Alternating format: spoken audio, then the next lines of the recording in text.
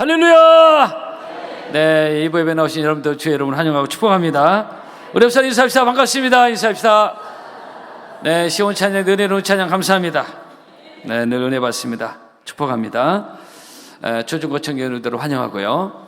아름다운 꽃의 계절입니다. 오늘 찬송대로 참 아름다워라 주님의 세계는 이 꽃의 계절에 여러분들의 신앙의 꽃도 아름답게 꽃피기를 주의 이름으로 축복합니다. 본문은 아브라함의 나이 99세 하나님께서 다시 아브라함에 나타나셔서 이전에 주셨던 후손과 땅에 대한 약속을 거듭 확증해 주시는 내용으로 몇 주 전에 제가 이 말씀을 드렸고 잠깐 복습을 해보면 이와 더불어 하나님께서는 하나님의 약속에 대한 확실한 증표로서 아브라함의 이름을 아브라함으로 바꿔주시는 그런 내용입니다. 5절에 이제부로는 내 이름을 아브라함이라 하지 아니하고 아브라함이라 하리니 이는 내가 여러 민족의 아버지가 되게 함이니라. 하나님께서 그 이름 바꿔주시는 그런 내용입니다. 마치 야곱의 이름을 이스라엘로 바꿔주시듯이 바로 이름의 축복입니다. 오늘 설교 제목입니다.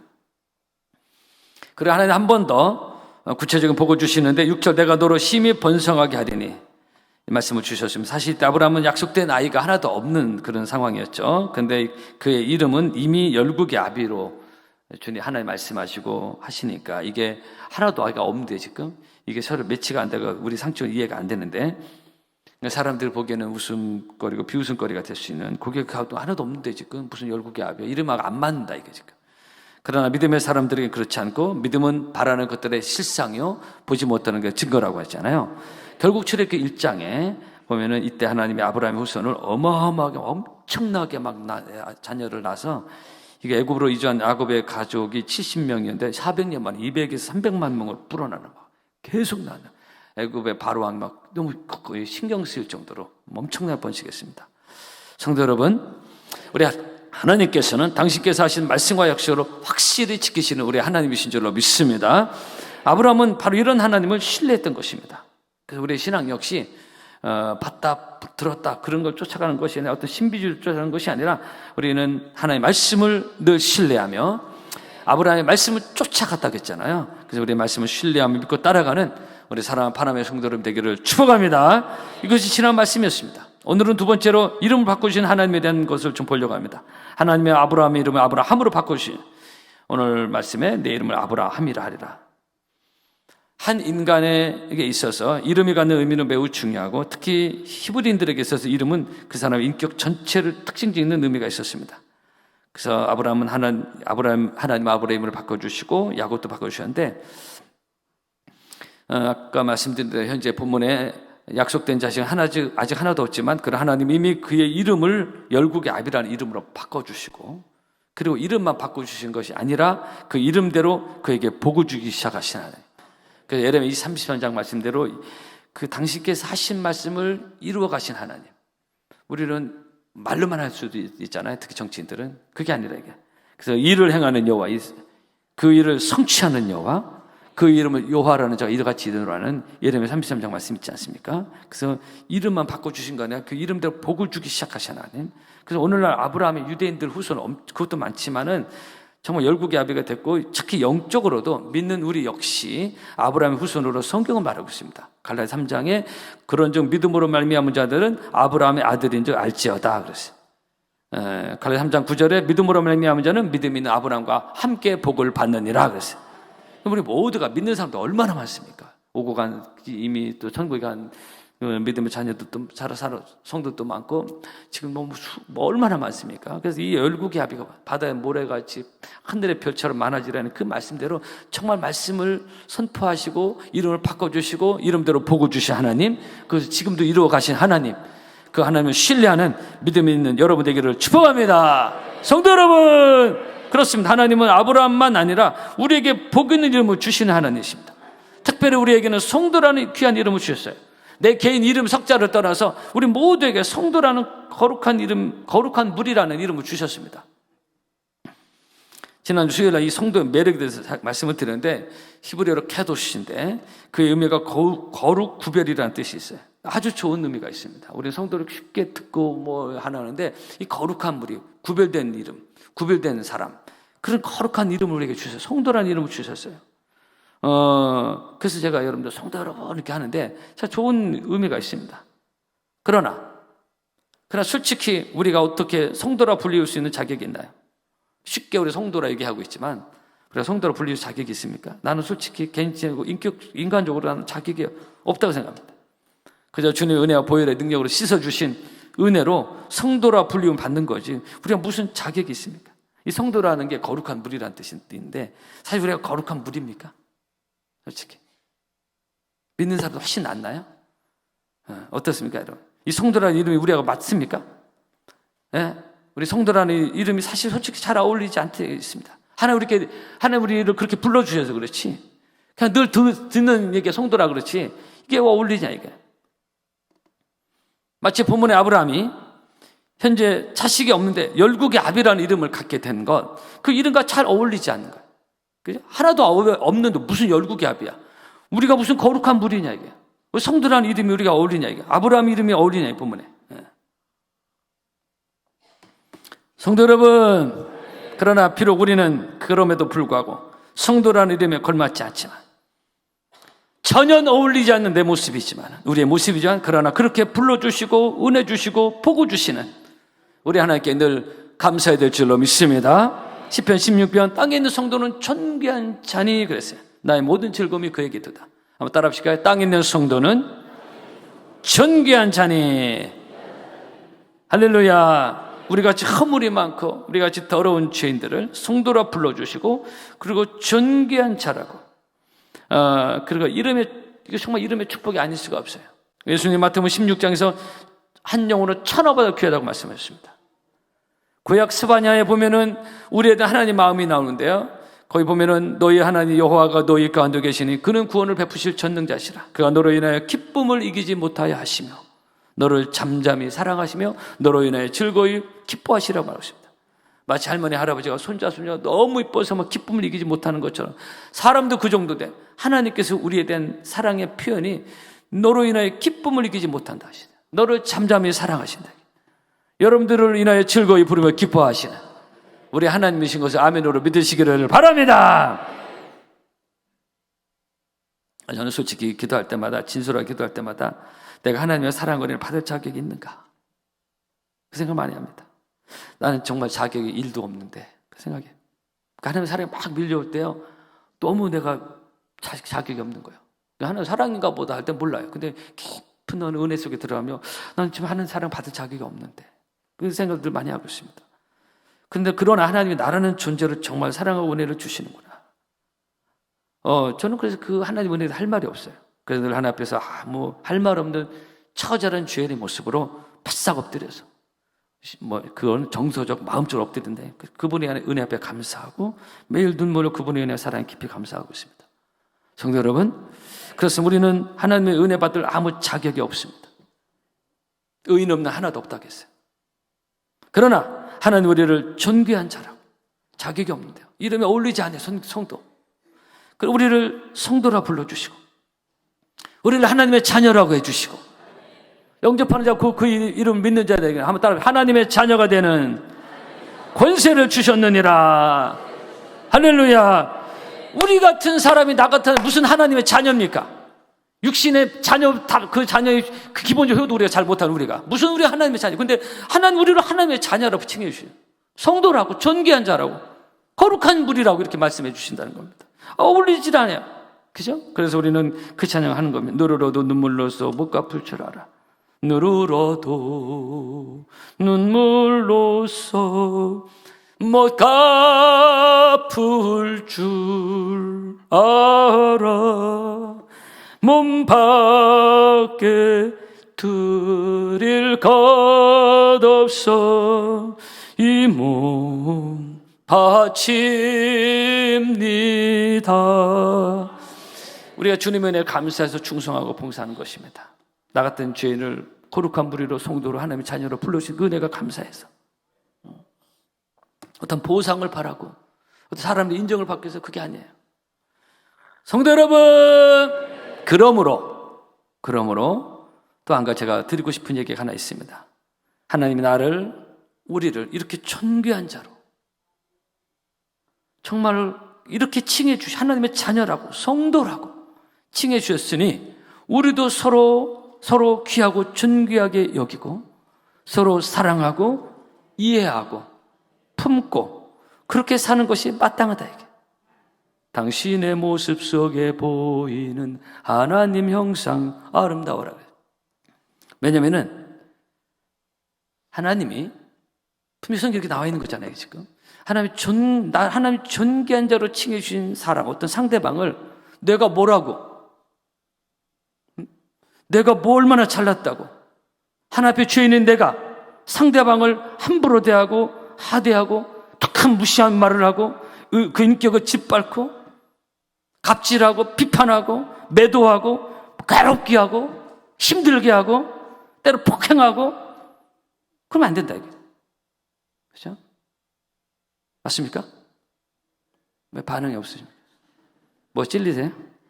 특히 교회와 가정에서 이것을 조심하고 또 조심해야 됩니다. 비슷한 말씀이 요즘 반복되는데요. 거듭 말씀드리지만 하나님이 직접 세우신 두 영적 기관, 교회와 가정. 이게 죄인인 내가 어설픈 주인 행세하는 거 있잖아요. 예를 들어 가부장적 유괴물은 제가 싫어하는 겁니다. 남자 확 주인 행세하잖아요. 죄인인데. 이 하나님이 세운 두 영적 기관, 교회와 가정. 이 죄인들이 주인 행세하면요, 함부로 사람을 대하고 혈과익으로 대하고 자기 감정과 자기 잣대와 자기 기준 틀, 이것으로 사람을 대하면 안 된다는 것입니다.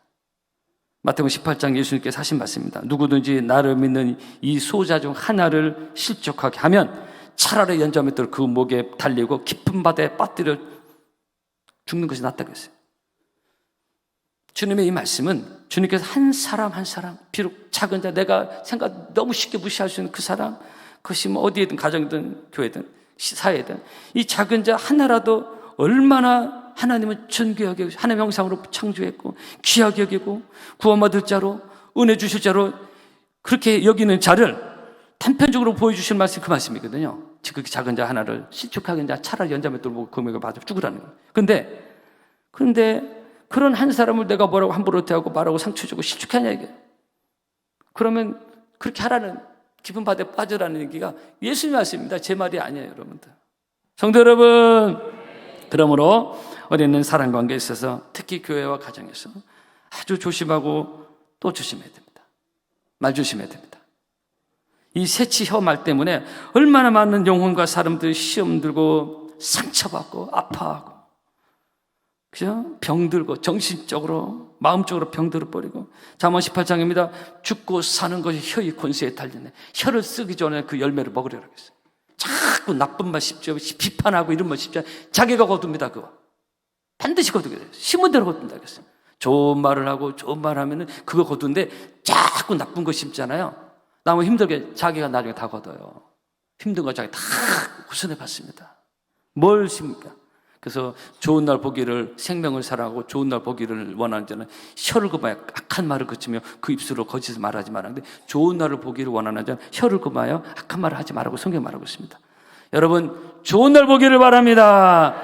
말을 잘해야 됩니다. 좋은 말을 해야 돼요.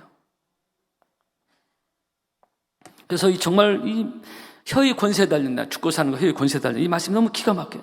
정말 이 말씀대로 이 사람의 말은 비수와 같아가지고 사람의 마음을, 영혼을 죽인다 이게요. 사람 말 때문에 자살하지 않습니까? 보통 옛날에 잔악계나 불 조심했는데 우리는 잔악계나 말 조심해야 돼요. 이런 얘기가 하나 있습니다. 한 아버지가 쓰러져 의식불명 상태에 빠졌습니다. 이때 두 아들이 있었는데 큰 아들이 쓰러져 아버지를 아무리 흔들어도 의식이 돌아오지 않는 거예요. 이때 형 급히 동생 불러, 야 빨리 의사 불러오라고. 지금 저 119 시스템이 있었던 시대가 아닙니다. 몇십 년 얘기입니다. 근데 한참 시간이 지났는데 동생이 오질 않아요. 형이 너무 다급하고 아버지가 숨이 넘어가는 위급한 상황인데 이때 형이 너무 초조한 마음으로 혼잣말로, 아니 이놈이 죽은 거야, 지금 죽은 거야, 산 거야. 동생을 애타게 기다리면서 한 말이었어요. 이놈이 죽은 거야, 산 거야. 근데 바로 그 순간 아버지 의식이 돌아와서 형이 하는 말을 들었어요. 이놈이 죽은 거야, 산 거야. 이게 동생 보고 안 되는데 이때 아버지가 충격을 먹어가지고요. 이놈 죽은 거야, 산 거야. 이게 너무 충격 먹어가지고 아버지가 그 말씀 바로 돌아가셨다는 얘기였습니다. 뭐 사실인지 아닌지 몰라도. 성도 여러분, 성도는 말 조심해야 된다. 내가 아무렇지도 않게 내뱉은 말이 내가 상대방에게 어떤 큰 상처, 아픔과 그 영혼을 실족케 하는, 있을 수 있다는 거예요. 마치 내가 아무 생각 없이 툭 걷어친 참 길가의 돌이 맞은편 사람에게는 상처를 줄 수 있는 거죠. 때로 내가 뱉은 말 때문에 그것이 한 영혼으로 실족한 비수가 될 수 있다는 사실을 우리는 기억해야 됩니다. 성경에 나와 있으니까. 그래서 저는 특히 집에서 말 조심하겠죠. 더 말 조심합니다. 밖에서보다. 사모와 애들에게 절대 말을 함부로 하지 않습니다. 어떤 화가 날 일이 있어서 그렇게 안 해요. 다윗이 시편 141편에서 여호와의 내 입술에 파수꾼을 세우시고 내 입술의 문을 지켜주옵소서. 다윗의 믿음은 너무나 많이 다양하게 표현되고 있는데요. 다윗은 하나님 잘 섬긴 믿음의 사람이잖아요. 말 조심했습니다. 그는 말 조심하는 본인의 고백이 나오고 있습니다. 그래서 집에서 우리 말 조심하고 했는데 어떤 사람 이것을 거꾸로 하는 경우가 많아요. 밖에서는 매우 젠틀하고 예의가 있고 친절하고 온갖 고상 다 떨어. 근데 집에만 보면 완전 무장해가지고 지멋대로 지 감정대로 막 지가 하고 싶은 대로 그냥 함부로 식구들을 대고 함부로 말하고 막 자기 감정 스트레스 쏟아붓고 가정을 지옥으로 만들고 그러면 스스로 정서적으로 관계가 외톨이가 되는. 성도는 그렇게 살면 안 된다 이게. 그것은 스스로 무덤을 파는 행위입니다. 결코 옳지 않습니다. 여러분 이렇게 저를 많이 쳐다보세요. 성도 여러분, 저는 그렇게 생각합니다. 이 가정은 내 감정의 스트레스를 쏟아붓는 쓰레기통이 아닙니다. 저는 이 말씀 좀 그런 생각이 있어요. 제가 목회 스트레스 많이 있을 수 있겠죠. 저도 한 번도 집에 쏟은 적이 없어요. 라고 감히 말할 수 있습니다. 스트레스는 왜 그 집에서 쏟냐 이거요. 만만하니까. 가정이 쓰레기통이냐 이거. 내 감정이 쓰레기통입니까? 식구들이 어떻게 되세요? 자녀들이. 그렇게 하면 안 된다 이게. 여러분, 사랑하는 성도 여러분, 하나님 우리에게 성도라는 존귀한 이름을 주셨어요. 땅에 있는 성도는 존귀한 자다. 이건 우리 모두가 해당되고 이것이 하나님이 우리를 바라보시는 관점의 위치입니다. 그러면 우리도 그런 하나님 마음으로 한 사람 한 사람을 대야, 특히 내게 가까이 있는 사람들에게 대야, 교회와 가정 우리 가까이 대하고 있잖아요. 그래야 하나님께서 기뻐하신다는 겁니다. 우리 옆에서 인사합시다. 그동안 죄송했습니다. 한 번 더 인사합시다. 다시는 안 그러겠습니다. 여러분 그렇게 인사했어요? 혹시 이거 약속 어긴 사람 저한테 일러 주시면 제가 당일실로 즉시 불러가지고 좋게 말하겠습니다. 본문에 아브라함 자식도 하나 없는데 어울리지 않는 아브라함이라 이름을 부르시고 열국의 아비라는 이름을 바꿔주시고 그 이름을 축복을 주시고 그렇게 복을 주시는 하나님. 우리 역시 성도라는 이름에 우리는 전혀 어울리지 않지만 그러나 그렇게 우리를 불러주시고 복 주시는 하나님을 감사하며 이것이 이름의 축복입니다. 거기서 머무르는 것이 내가 그런 자구나. 거기서 머무는 것이 아니라 상대방도 똑같아. 상대방도 주 안에서 존귀하게 여기고 말 조심하고. 그래서 여러분의 가정이 천국 가정이 되기를 바라고요. 여러분의 교회 생활에 은혜가 있기를 바라고 여러분의 모든 인간관 속에 하나님의 은혜를 부어주시는 축복이 임하기를 주의 이름으로 축복합니다. 찬양하겠습니다.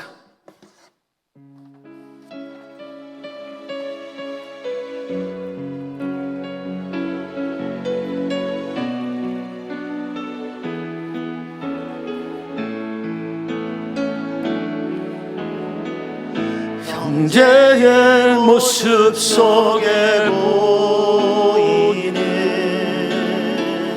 하나님 형상 아름다워라. 존귀한 주의 자녀 됐으니 사랑하며 섬기리. 자매의 모습 속에 보이는 하나님 형상 아름다워라. 존귀한 주의 자녀 됐으니 사랑하며 섬기리.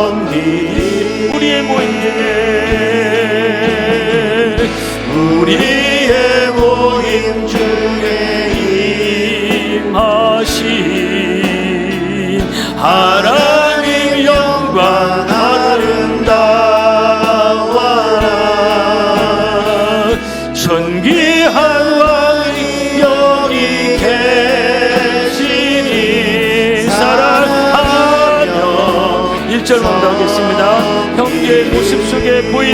하나님의 영상